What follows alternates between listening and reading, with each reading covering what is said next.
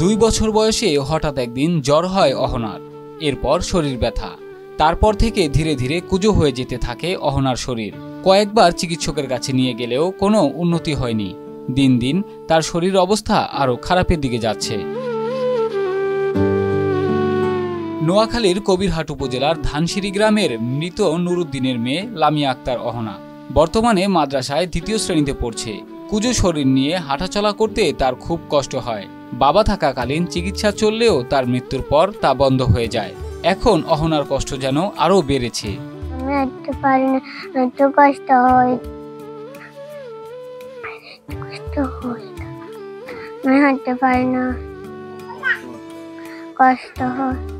আমার বাবা নাই। স্বামীকে হারিয়ে 3 সন্তান নিয়ে বিপাকে পড়েছেন অহনার মা শাহিন আক্তার স্বপ্না। সন্তানের চিকিৎসা তো দূরের কথা, ঠিকমতো তাদের মুখে খাবারও দিতে পারছেন না তিনি।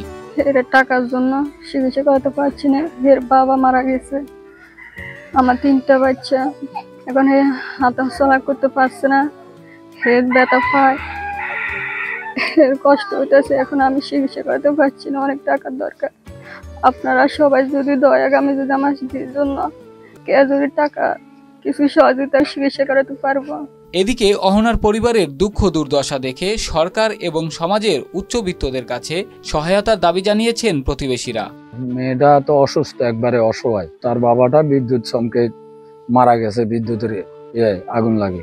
অসহায়, মানে ট্রিটমেন্ট করাইছে, পয়সা করি নাই। এলাকাবাসী যা দিছে সহযোগিতা করছে, আর পর জায়গায় থাকতেছে। মানে বাচ্চাটারে এলাকাবাসী যদি কিছু সহযোগিতা করে তাহলে একটু ট্রিটমেন্ট করার মতো ফেলে বইতো। ছোট থাকতে তার বাপ মারা গেছে, এই বিরল লোকে আক্রান্ত। এখন একটাও পারে না, চলতেও পারে না, লোনদার মতো। দেশবাসীর কাছে একটু সহযোগিতা চাইতেছি। অহনার বিষয়ে খোঁজ খবর নিয়ে তার চিকিৎসা সহ অন্যান্য সকল সহায়তার আশ্বাস দিয়েছে উপজেলা স্বাস্থ্য বিভাগ।